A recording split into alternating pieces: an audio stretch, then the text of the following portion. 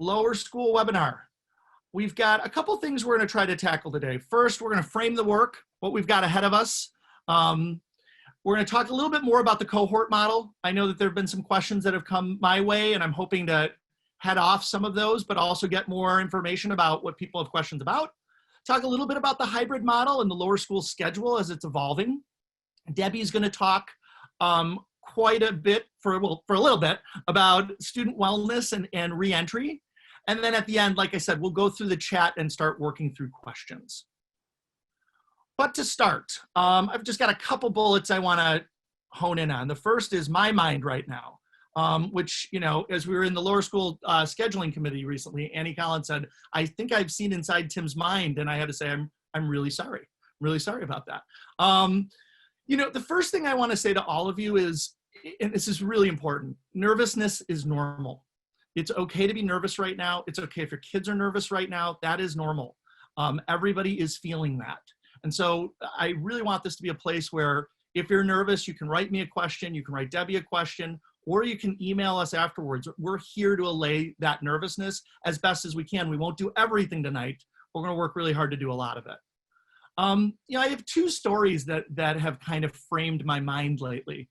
The first is, I've got two fifth graders. If those of you don't know me, I use my fifth graders as examples for everything. And now that this is being recorded, they'll be able to play this later on and really get their revenge at me of all the things their principal father did to them.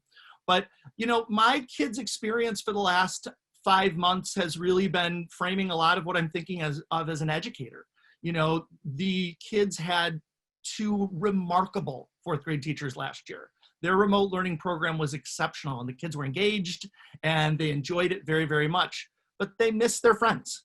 And that's a piece that we're constantly balancing right now as educators, that being able to have kids around other kids, I'll talk about it again, but that's a driving force for our reentry plan. The other piece that I want to say is I talked a little bit about our lower school scheduling committee. I've had faculty has volunteered unbelievable amounts of time this summer to get us ready to launch for any model that we have. They have not been on break, I can tell you that much. But one of the faculty members said at the end of the scheduling committee, and it was really important for me, was we had put all this time into building a really unique schedule that I will show off in a little bit. But the faculty member reflected and said, wow, this is really about bringing our kids back and getting them to see each other, us getting to see our kids. That's hard. I mean, it doesn't mean we're not going to be nervous, and we are here for that nervousness. But just to hear our faculty and the dedication that they have inspired me. We just have an incredible advantage right now being at this school at this time. I'll talk a little bit more on that in a minute. So I want to talk what today is and what today isn't going to be. Today, I will give a specific lower school program overview, cover the basics of a return. As I said, Debbie will talk with you about parents, what you can do right now. What are some things in early August you can do to get your kids reacclimated to school, especially with this being such a funky year. What this isn't is a cram for the final exam. And so I say that in that there is nothing, we're not going to quiz you at the end of this. I'm going to be sending all of this information, the nitty gritty stuff in my next correspondence. So do not fret. If you don't get it today, you will get it in about a week or so, some more information. And you can always give us a call or an email and we will fill you in. The teachers also, they're going to reach out once they come back. They report back on the 17th. They'll reach out when they get back too for grade level specific information. So I just want to let you know that you will have enough information today to know what a return is going to look like, but the cheat sheet actually arrives with final details in about a week or so. I also put on my bullets here assessment. This is a question I've gotten a lot from parents over the summer is, you know, what are we going to be doing that's going to be different? You know, as educators, we recognize that our kids went through remote learning for the first time. We've never done that. So we're going to be spending a lot of time in the fall getting to know our learners. Faculty will be meeting with last year's teachers to bridge what we taught last year to this year. And August and September will entail a lot of learning our learners. That's our goal. Faculty have been thinking about, working on, designing assessments for the fall and for remote learning. Assessments in the remote portion this year is really going to be a partnership. It's a two-way street. We'll need your input and we'll need your feedback as we iterate and improve our remote learning practices and structures. I have wellness on there as well. This was in my letter on Monday. You know, we're getting kids in a new place. We haven't started a school year with kids who had been in remote learning. So their wellness is front of mind and front and center. I talked about my two fifth graders, but getting students, getting our kids back in a familiar place with their learning companions, as I'm calling their peers, that's our number one priority. Obviously, as Tom noted on Monday, things can change quickly. We're ready for that. But Debbie will talk a little bit more later on about reentry and wellness.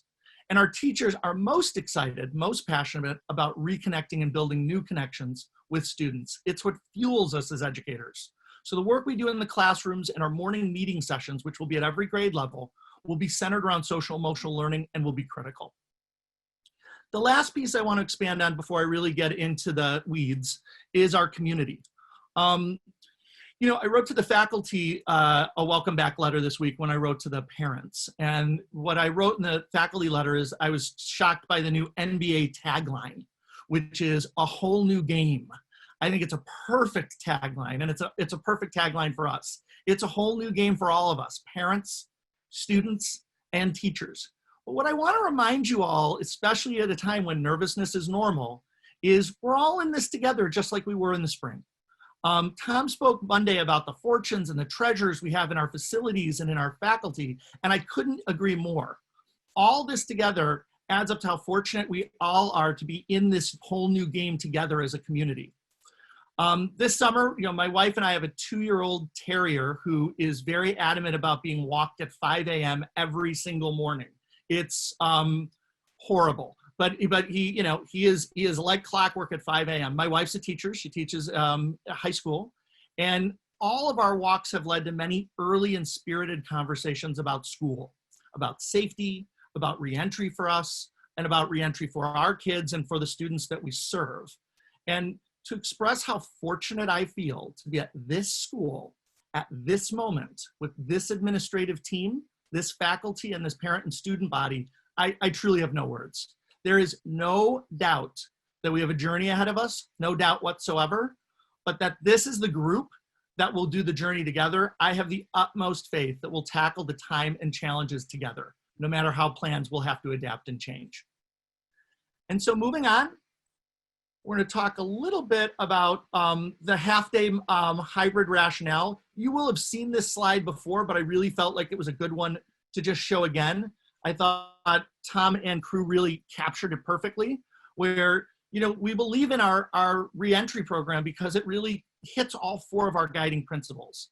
We're going to be able to use space in ways that other schools just aren't able to use space. And if you ever want one of the most riveting conversations in the world, talk to Cindy Hooper about HVAC systems. She knows them backwards and forwards. She's been incredible all summer. Our school allows us the flexibility to shift to remote learning quickly if we have to.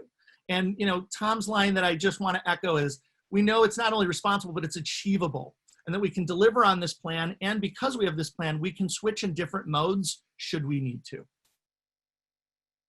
So I want to spend a little bit of time talking about the lower school cohort model. You'll hear all sorts of different terms at different schools, cohorts, pods. Pods scare me. It feels like an alien invasion, so I avoid that. So we went with cohorts. With the cohort model, it's going to help us do a lot of things. First, the first question I've gotten a lot is, what is a cohort? Cohorts are going to allow us to limit the number of students and teachers that people come in contact with throughout the course of the day. So, you know, in first grade, you're going to have 26 kids. You'll have 2 13-student cohort. We're going to know all the students that are in that cohort. We're going to know all the teachers that cohort's going to be around throughout the course of the day. It's as limiting as possible for kids around other people and around exposure. Students will be in a purple or white cohort for their grade. 5th grade will have 3 cohorts. We're working on our 3rd cohort name right now. It is tentatively labeled the Acorn, so we will see. Cohorts will be made by me, and cohorts will be made by the previous year's teachers to start the year. But like the purple and the white groups that we have during the year, we fully anticipate that if things are going well and everyone is healthy, we can change the cohorts throughout the year. We want to mix the kids up. So that's what my bold line in the letter was all about, is if you can let your student know they may start in a cohort, but it doesn't mean they'll never see their friend throughout the course of the year. That's not the case at all. Grade level teachers will teach both cohorts. So they're not getting assigned a grade level teacher and not seeing the other grade level teacher. Co-teaching is a big part of what we do. And so we really want to be able to have the kids have the experience of both of those teachers. Cohorts throughout the day will learn and travel together, but in the afternoon, we've already set up our schedule so we can kind of mix the cohorts virtually. You know, our goal is that it's a class still. It's not a single sector or a double section school. So we're very cognizant of trying to make sure that the kids still have social interaction between each other in the afternoon when they're virtual. I want to talk a little bit about our hybrid structure and our hybrid schedule. Scheduling is always one of the craziest parts of anybody's job. And this year was no different. We've always played with the schedule. I know I said this before, but I'd be remiss if I didn't say it again. We had over 10 faculty volunteer to tear apart schedules, start new schedules, work on schedules, all with the students in mind. You know, again, I just pinch myself with the selflessness of the faculty to be able to give their time over the summer and work on this. We're not finished with our schedule. I'll show you some schedules where they are today, but I still want to be able to bring these schedules back to the committee and have the faculty, you know, double check things here or there. The components of the schedule are as follows. Every schedule will have a responsive classroom morning meeting every day. That gets to the social emotional wellness piece. We've found every year, not just with remote learning, that we need to be able to check in with the kids and see where they're at. One of the best parts of being at this school that I pride myself on is you never teach the same grade twice, and you never teach the same grade, same way 2 days in a row. You have to adapt to where the learners are at. Our morning meeting will let us do that. So every schedule will start with a morning meeting. We plan on having math and reading every day during the live instruction in the morning. Plan on having writing, social studies, and language arts for most days. What the teachers have been working on right now over the summer is there's some projects that are going to lend themselves far better to live learning. Some projects are actually going to lend themselves better to remote learning. That's what's been really interesting is, you know, there are things in remote learning we learned in the spring that really do work. So we'll be putting what fits where. The students will have foreign language every other day. They'll be shortened classes. They won't be as long as they typically are, but we thought it was really important to keep them in Spanish and keep them learning their Spanish every other day. The schedule is built for movement and for mask breaks so that the kids can get outside and get those masks off every once in a while when the weather's nice and breathe some of the fresh air outside. Specials have been scheduled very differently this year. We're going to have one live special in the morning, one remote special in the afternoon. The specials are going to be intensives. What that means is that the students will have one special teacher live in the morning, one special teacher, different special teacher live in the afternoon, and they'll have them for a period of time.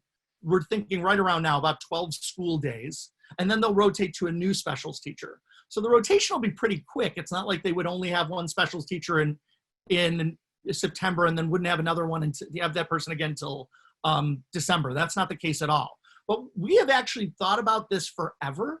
I always give Annie Collins credit for this because she had seen it at a different school and brought it forward. And we've always been like, you know, how do we put this into the schedule? This has worked perfectly for us. So the specials teachers will have those students for 40 or 50 minutes every day for 12 days in a row. So you can really do some deep learning and go deeper with different projects. In the afternoon, we're going to combine synchronous and asynchronous specials with synchronous and asynchronous lessons from homeroom teachers. What we learned from our parent survey, and I thank you all for filling that out, was that the more we can get small group in the afternoon, the more we can get one-on-one, the better remediation and the better enrichment we can do. So we've built a schedule that we're very confident can do that. I just want to show you a couple sample schedules. Whenever I show these schedules, people's eyes bulge out of their head. It's like looking at the Rosetta Stone. Don't feel bad if that's the case. That is normal.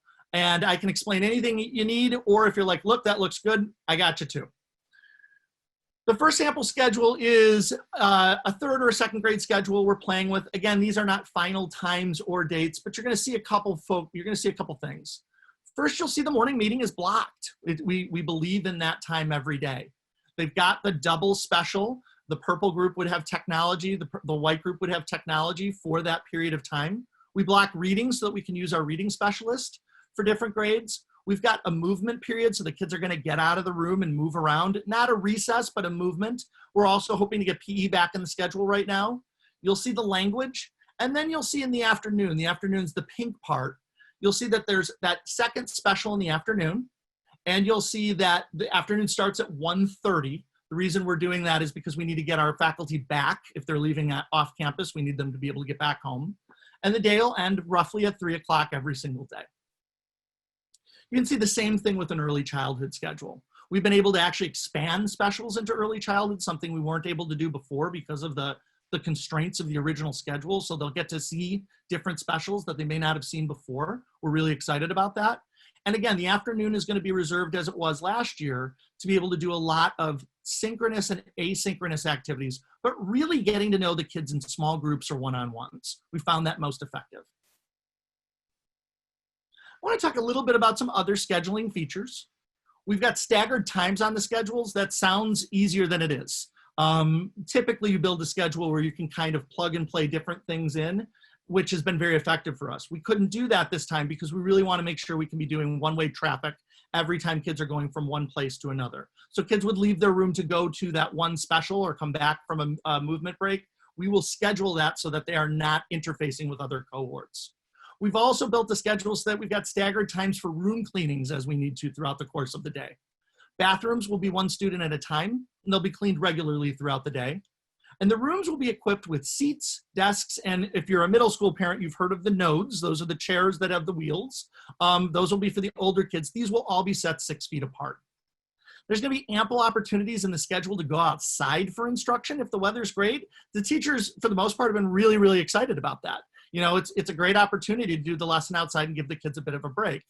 And then the teachers are also incorporating movement as they can for the kids as well. We don't want them just sitting there 6 feet apart all day. We want them active and enjoying their time at school. So this is the one that I almost didn't include. I knew that there were questions about drop off and pickup, so I wanted to give you where we're at right now. Do not screenshot this. I don't think anything's going to change, but I will send all of this to you in that correspondence I had talked about. So you're going to see that there are actually 5 entrance points that we're going to be working with right now. And Cindy, I cannot thank her enough this summer for all of the logistics she's done. But we'll have junior and senior kindergarten enter directly into their rooms, which is easy, and we can do temperature checks there. Second grade will be entering in the main entrance. First and third grade will be entering in the west entrance.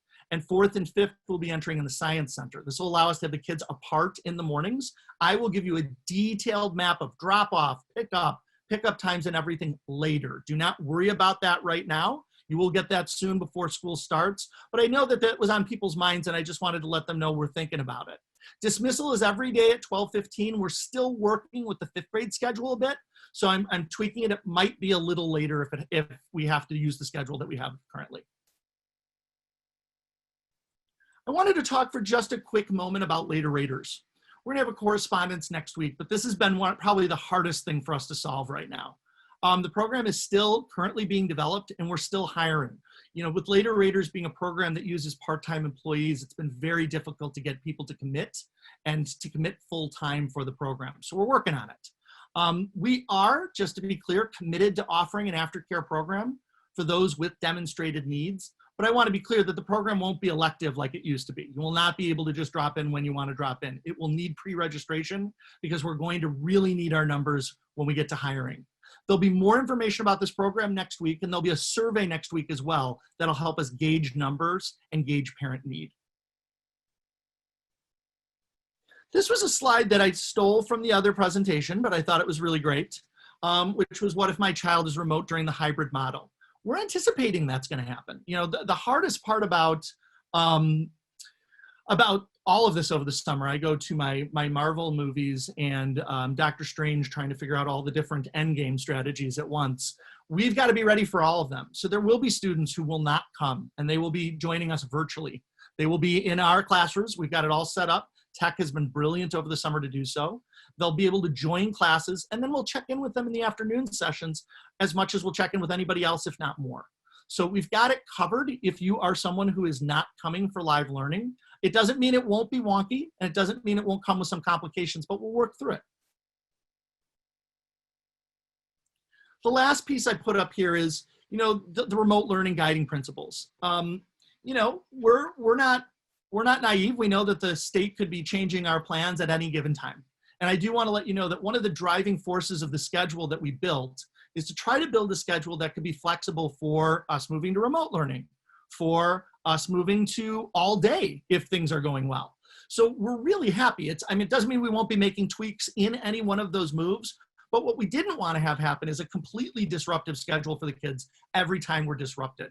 And so what's nice is this schedule that we've built for live learning will also serve us well for remote learning.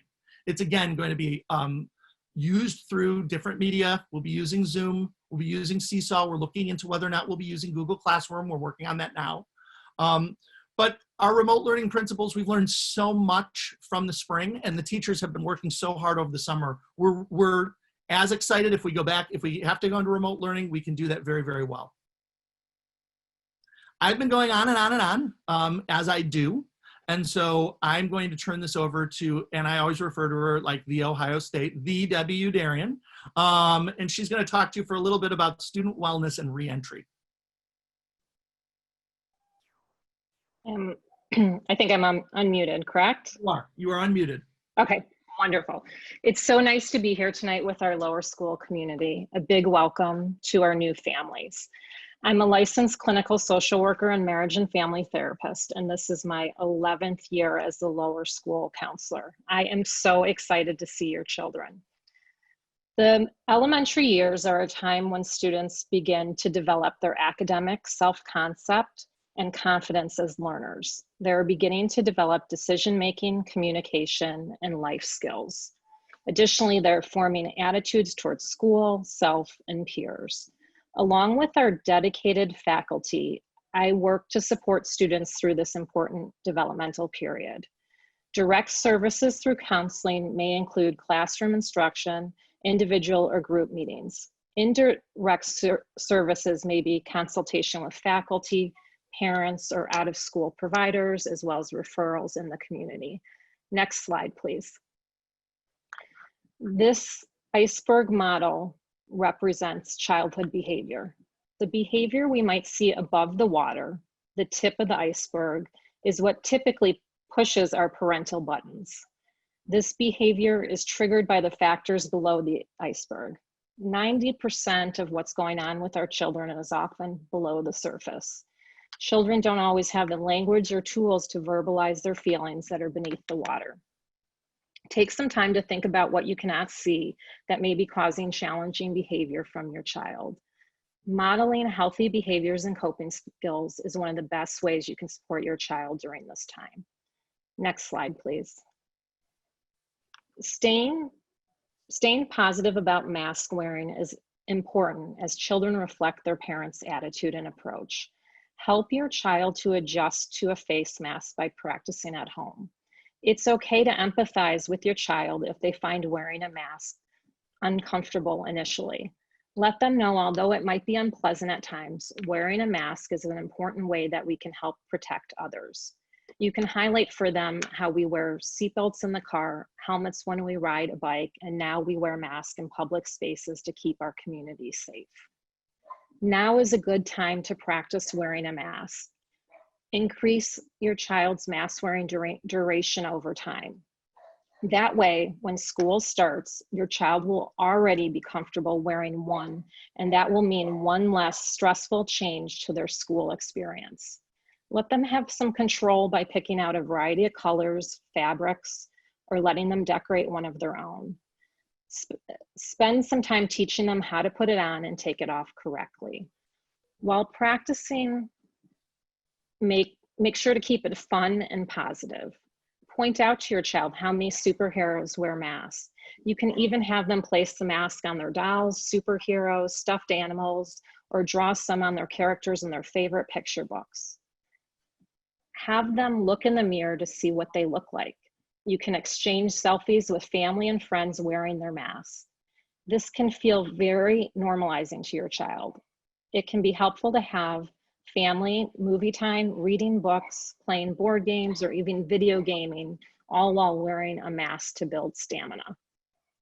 Providing praise with successful wearing will help shape your child's behavior.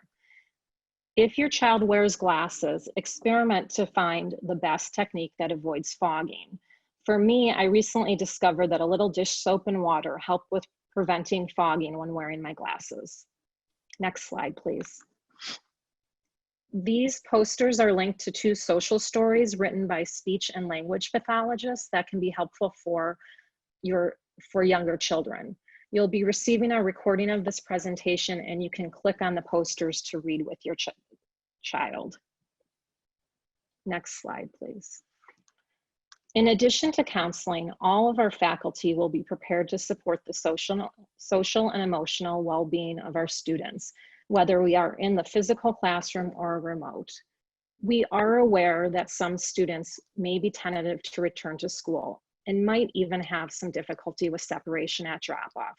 We are prepared to help your child successfully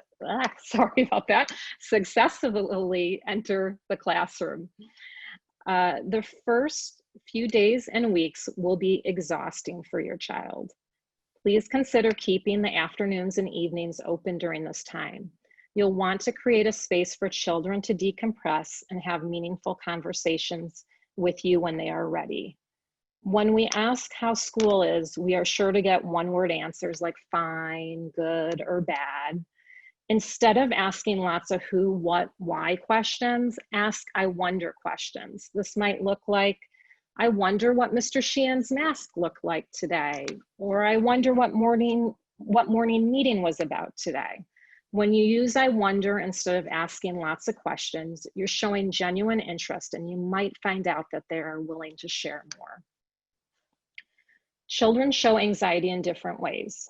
You know your child best. Although they are pretty resilient at this age, it's important to be on the lookout for changes in their behavior and mood.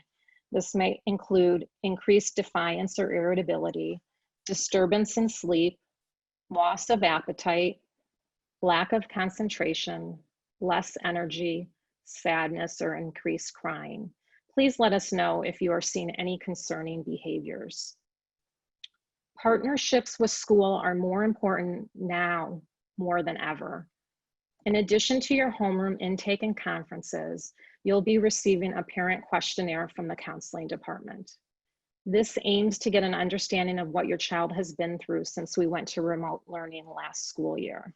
The questions require narrative responses and are by design. Your participation in this survey will help us be attuned and aware as possible to your child's individual situation prior to returning to school. My physical office will remain the same at school. With our hybrid model, I'll be able to meet with students in person or through Zoom in the afternoon. Please do not hesitate to reach out to me through phone, Zoom, or email. I look forward to seeing your children very soon. Thank you. Thank you, Mrs. Udarian.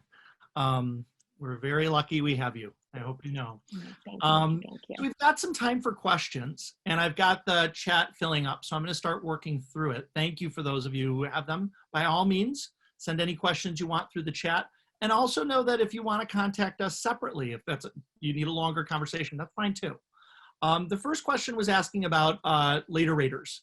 And asking about groupings, and it's a really good question. With later raters, we will have to re-cohort kids, and so that's going to be tricky. What cohorting means when we go back to the original cohorting model is it's just going to let us know how many people they're around in the course of a day. It's not going to necessarily keep them from any other cross-contamination. So when we get to cohorting, if they're in later raters, we will regroup the cohorts where there'll be a junior kindergarten and a senior kindergarten cohort, a first and a second grade cohort, and a third, fourth, and a fifth grade cohort. So those kids would be part of your kids' cohort. Your cohort would be a little bit bigger. I see a question about junior kindergarten as well. It's a great one about how we found e-learning for the JK level. And do you have any difficulty keeping a 5-year-old engaged for a couple hours on screen time? The answer is yes.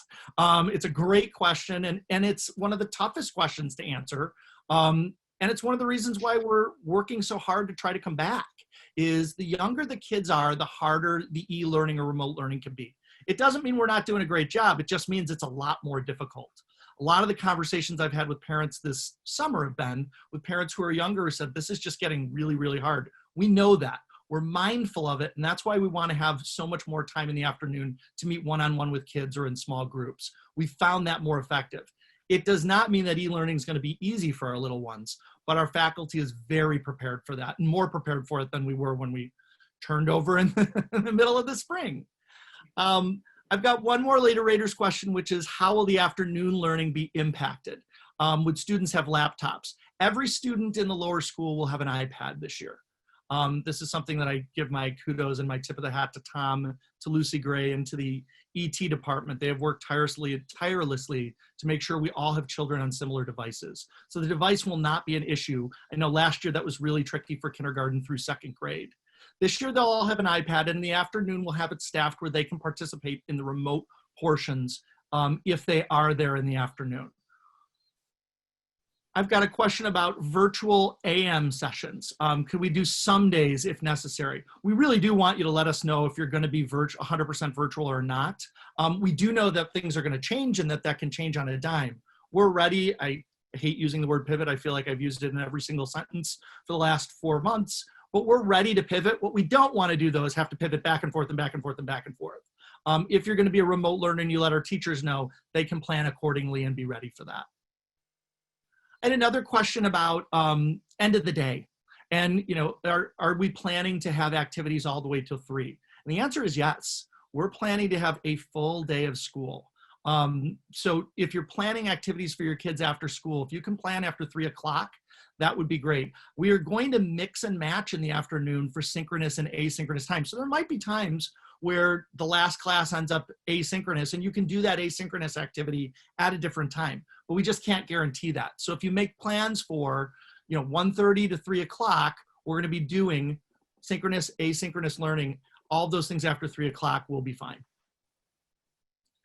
Another question regarding drop-off. If we've got kids at different entrances, will we have to walk each child separately? We'll have staff out there to help out. Debbie called this question, by the way. You can see her smiling on the Zoom. So that's a question you're gonna have to do it. We're gonna work out the logistics of that. It's a great question because you'll have, some of these families will have 3 kids at 3 different spots. We'll figure out the nuance of that, but don't worry. We'll have faculty out there as we've had in the morning to help, and we'll work it out. It's gonna be wonky at first. We're fully anticipating it. It's why we're coming back a week early. I'm looking through the chat just to make sure I've got it. There's one question about later raters work if you have to sign up later and get in. That's a really good question. If you start remote and you have to get in later, we're gonna work through it. Later raters, we're meeting today. It's just been really hard to figure out our hires for it, but we'll have more information for it. So the question is, if you started remote, can you join later? If there's space, definitely. If there's not, we'll have to figure that out. Looking through, great, these are great questions. Is there a virtual homework club? We haven't figured that out yet. It's a really great idea. I love it. I don't know. It's something that we'll bring back to the faculty and see what we can do. I think our biggest thing right now is to get everybody back, but I love that question. Question about the toilet seats. And Cindy, I'm going to toss this one to you. It says, are there lids on toilets? What will be done to prevent aerosol particles? I'm going to unmute you. There you go. Thanks, Tim. Hi, everyone. As in regards to we do not have lids on our toilets, but because we're allowing kids to go to the bathroom one at a time and a toilet flush, know that our bathrooms do have special exhaust systems. When we redesigned our buildings, we took that into account. So I'm hoping that answers the question that way. Reduced occupancy in the bathroom coupled with exhaust systems, we should be good to go, but our toilets don't have lids on them. Excellent. Thank you, Cindy. Sure. Great question about opportunities for kids in different grades to interact. Will we have them? And what about siblings in different grades? During the day, initially, no, there won't be. We're really keeping the kids in their group for the entirety of the day. What's great, though, that we figured out, and this is where, you know, I give all my tip of the hat to the faculty, is that's how we can use our remote. Initially, what we're going to be doing while we're still in these protocols is using our remote to do any sort of jigsaw grading or mixing that cohort late in the afternoon. We will not do that during the day, though. Question about, are kids using iPads same as last year? Yes, we'll be using iPads and every kid will be equipped with one. Question about, how will students who remote get materials and other curricular pieces? We're still working that out. It's a great question. We have a couple ideas. I don't want to, we might be able to have a place where they can be picked up or whatnot, but we still haven't figured out how we're going to get them to you. We will. I don't want you to worry about whether or not we will, but we haven't figured out what our most efficient system for that will be. Are there devices coming home for certain grades? Are there devices coming home for certain grades, or will we be using home devices? You should be able to use the school iPad. That's the goal, is so that we have everybody on the same device and make it as equitable as possible. Question about cohorting and how will we make the cohorts and friendships? It's a great question. Friendships will definitely be something we're going to look into, but I do want you to stress as a parent, you're going to be the driver of making this successful. We will do our very best to have every friend we can have in a cohort, but that won't be possible for every single kid. So there will be managing some disappointments around the cohort. That's normal. That happens. We do it every year with 5th grade and at any school that's a multi-section. If you can stress to the kids that 1, the cohorts will change, 2, we'll mix up the cohorts in the afternoon virtually, and 3, they'll hang in there for a little bit. That's not going to be easy at first, but that is the best way to keep the kids safe.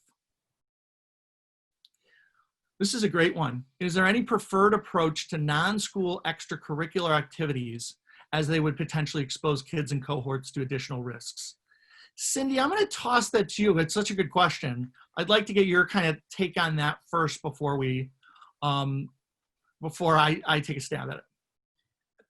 There's a logic to, again, the less that you mix. This is the isolation idea. The more you can tighten your bubble with your own family, the better it is for the North Shore community in general. That said, kids have wonderful opportunities to be out and about and participating in park district activities and other activities, music lessons and all of that.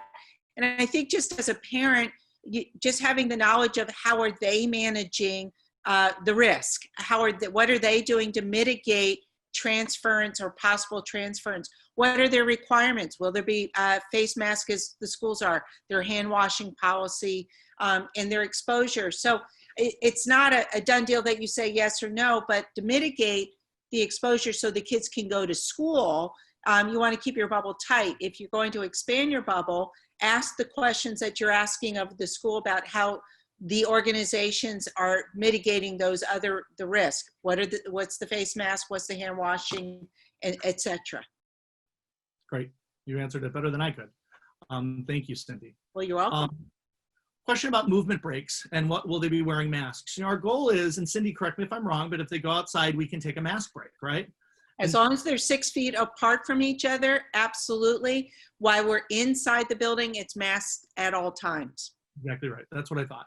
And so part of what we've built with the schedule is to be able to leave the room and go outside when we can and take that mask off. It's a great question. But as Debbie said, the best move we can do is get them used to the masks as early as possible. There are, I'm on a lower school heads group that meets once a week. It's been an unbelievable group, wild. But there are camps that have been going this summer that have put masks on. The kids get used to it. It takes time. So if you can get them started at it sooner, that would be great. Moving through, question about if somebody was doing remote learning, how will they assess? It's a great question. That's what we spent a lot of our time in the professional development working on this summer, is that, we've got to do assessment both live, which we know how to do and we've been doing for quite some time. We've also got to be able to figure out assessment remote. So we've got tools that we've used that have helped us. The number one tool is being able to meet with the kid one-on-one.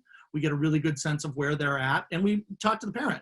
The parent will let us know if they're struggling, and we can be able to adapt. But we've got, we use our reading tracking system with Faunus and Pinnell, and we've got other tools that will let us know where they're at by benchmark.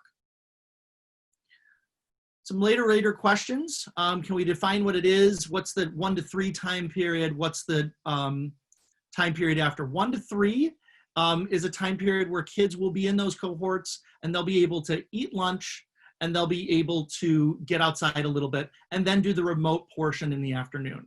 The charge for later raters starts after 3 o'clock. If people are in the program from 3 to 5, that will be a charged program. That's what we've always done. The question is, could you pick up your child early before 3 p.m.? And the answer is yes. You would be able to pick up your child if you needed to. One question was, bathroom breaks. How are we going to do that one at a time? It's a really great question. It's going to take time away. I mean, the way we do it is we do have the greatest set of assistant teachers and lead teachers in the planet, but it's going to be a logistics issue. We're going to have to schedule some time for bathroom and be able to have only one kid in that bathroom at a time, so the bathrooms will be monitored. Looking through, seeing question. So sorry. Learning services. Great question. Will we be able to have learning services? We will.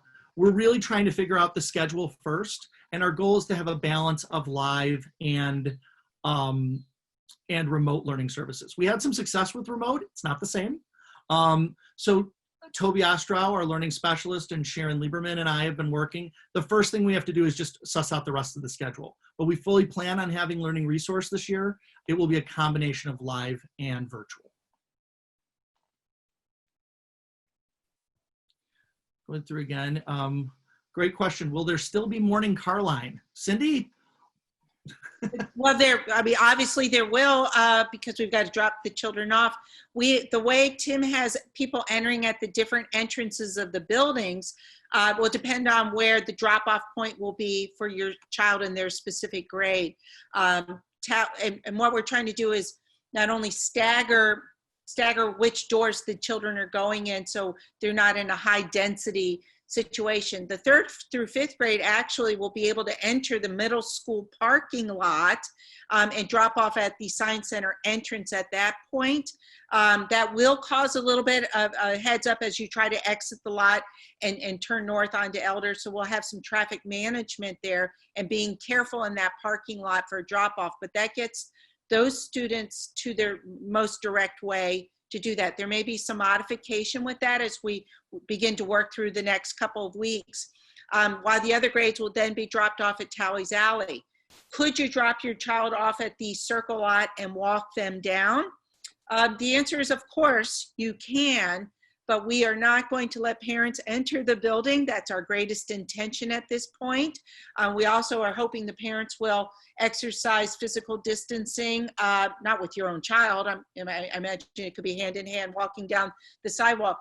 But again, as you're heading your way back to your car or waiting as the queue to come into the building. So we still have the Circle Lot. And remembering in the morning at the same time, the middle school will be dropped off as well. The middle school will be using the Circle Lot for their drop off, and then the upper school student lot for their drop off. So we think we have a nice staggering to be able to manage the car lines. But the newest wrinkle will be using the middle school lot and the Science Center entrance as an entering point to kind of break up the bulk of the the lower schoolers entering the building. Great question. Great question. Running through, and some of these are doubles, but that doesn't mean I won't follow up with you. I'm trying to scan for some new ones. Great question about our buddy system and what does our buddy system look like? And I love it. We're working on that. One of the things that, and again, I feel so fortunate to be here. Our colleague Lindsay Wolin Casey and Drea Gallagher have always been unbelievable in being creative about how we can get our buddies to link up. That will be done virtually to start, but our JK through 12 community committee is fired up to try to figure out what some interesting virtual ways are. We don't want to lose our community connections. Those are huge, but we're just going to have to do it virtually this year. Looking at Cindy, do you mind talking about bringing masks, bringing multiple masks, and what the limit is for masks? Sure.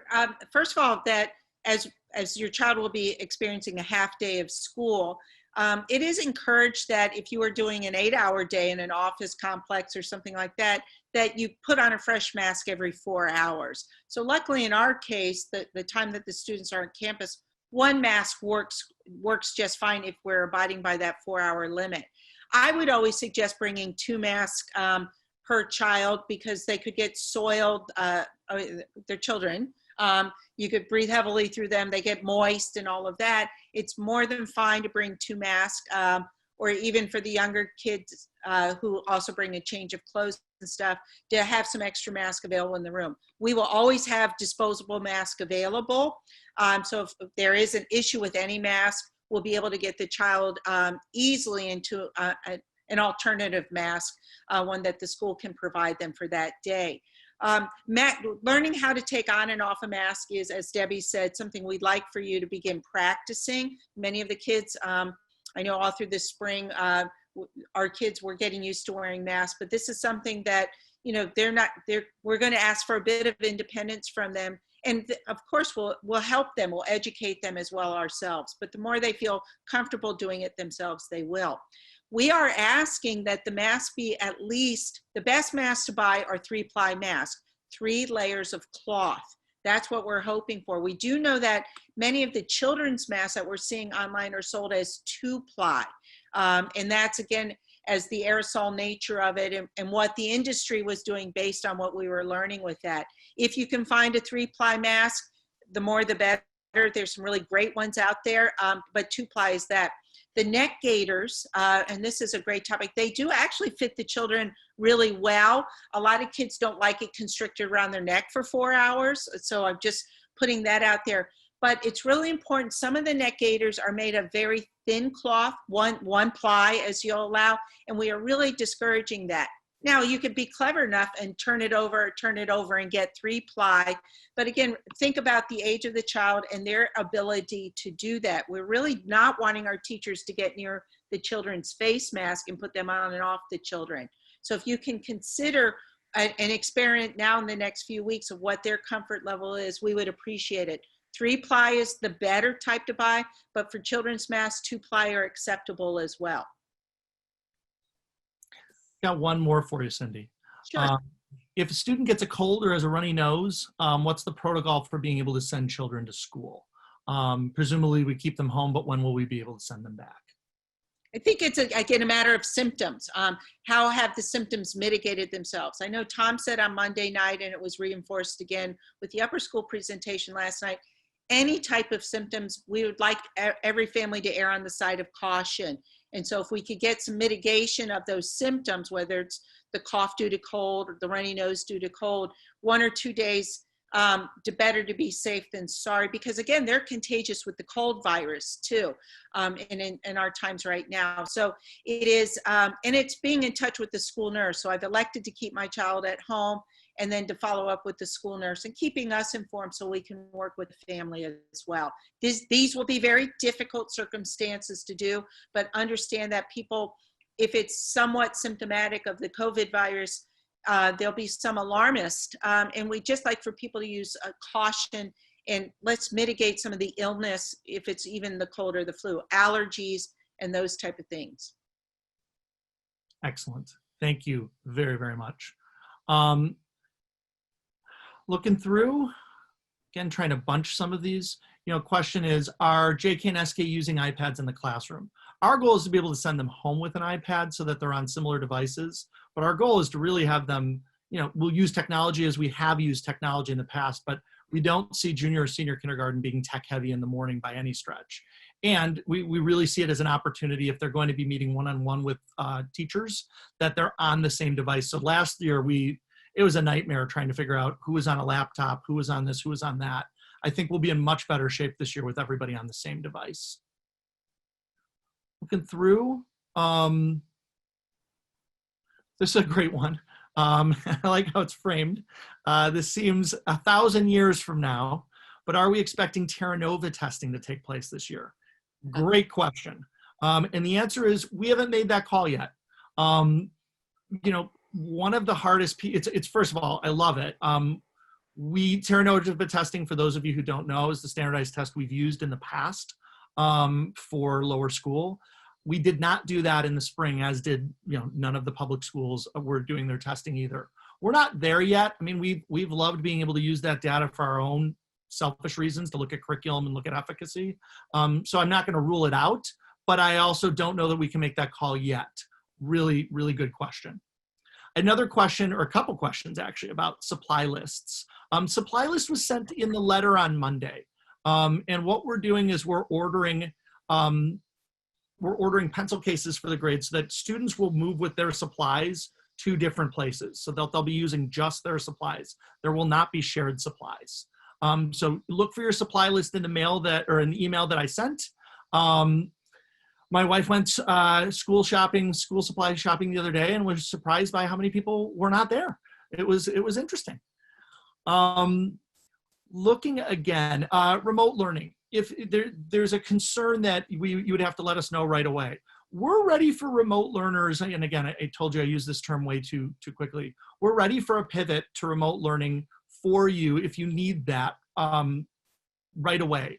We just would like you to commit for it instead of going back and forth. So if you're wondering when do you have to tell us, you can tell, before school would be great, but if you get there and you switch to remote learning, we will know that, and we will have the students live stream. Question about 5th grade, and is there still a 5th grade assistant teacher? This is something that I didn't put in my letter that I'm upset with myself about. Christina Timbers, who is our 5th grade associate teacher for the last 2 years, has been elevated to a lead teacher. So she will be a lead teacher in 5th grade. We will have 3 lead teachers in 5th grade. And what's great is we'll break the disciplines up a bit better. So now we'll have reading, we'll have mathematics, and we'll have social studies and language arts as a discipline. So the kids are very excited. She's incredible. And the 5th grade team's excited. She's somebody that we've really wanted to keep because she's extraordinary, and it worked out really well with 3 cohorts. Looking again through, question about trying to get paper or PDFs. One question that we're working through right now is we have the opportunity in the afternoon to have them do asynchronous work that isn't on an iPad. So that's a piece that we're really excited about. Last year, it was so much harder to do because we left all in media res. But this year, we will be able to send stuff home, so it won't all have to be digital. We want to vary it as much as we can. Now, we've come up with some really great solutions for digital assessment. But this is an advantage I think we're going to have. Question for you, Cindy. Do we have to keep all siblings at home if one has cold symptoms? No, just the symptomatic person at this point, if it's for a cold system. If it, again, is bordering onto the COVID system, I think we'd appreciate if you could call the school and we could talk that through to understand, because you could have a high schooler versus that. We'd like to talk through that one. So there's no hard, fast rule with that one. But if there's not symptomatic with allergies or a cold or something like that, coming to school, but we don't mind you erring on the side of caution, giving the school a call before sending your children. And Tim, if I may, this is a nice segue into, we will be asking every family as well as every employee to, before your arrival to campus, we're going to ask you to certify the wellness of your children.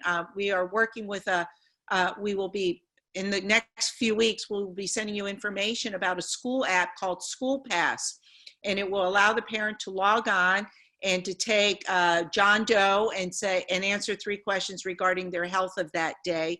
And then that will then flag us at school before your arrival that your child's well, and we can admit them into the building after we temperature screen them at the door. And we'll be able to do that. Also, if you're not coming and you're going to be cautious because you have a symptom and you're going to share that, it sends notification not only to the nurse, instant notification to the nurse, it will do it to the division assistant, and in this case, probably myself, because of this, where I sit on the COVID response team. And so we understand what's going on, and then the nurse will follow up with you regarding the absence. So we have all the great information, and also it allows, on Tim's side of everything, to understand what the remote learning aspect will be like for that day. So we're asking parents to complete that 15 minutes prior to arriving on campus. And you'll get more information from that. We're building the app right now and hope to be able to send out information in the next couple of weeks. So I will not be able to get through all of our questions before 8. I just want to let you know that if I did not get your question, I've saved the chat and I'm looking through just to make sure that I have all the names. So if for some reason I don't circle back to you in the next week or so with your question answered, by all means send it to me. It's probably just because of the name in the chat. It was tricky for me to find. You know, I just wanted to say, I cannot thank you all enough for attending. I cannot thank you all enough for your patience as we work through this. It is a tricky and crazy time. But you know, I hope you also hear in all of this, you know, nervousness is normal, but we're excited. We're excited to see your students again. We're excited to see all of you again. And while there are plenty of things that we're still going to be working out and will be working out through the course of the year, we're very excited to be able to get our kids hopefully back to campus. That is what we've got for tonight. I will circle back to those questions. Thank you for everyone who it has joined. And Tom, do you have any final words from your baseball game? You're good. All right, everyone. I'll be in touch with those of you I have not answered your questions. Do not hesitate to email me. Do not hesitate to give me a call, and we'll see you soon. Take care.